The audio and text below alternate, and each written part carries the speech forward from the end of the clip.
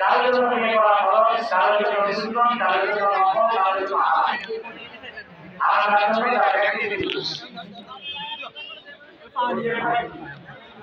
ওই যে বলে আরেকটা বিপদ হচ্ছে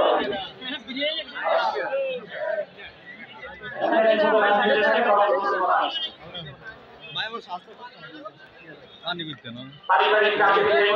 বিয়ের পর থেকে যেন অবস্থা খারাপ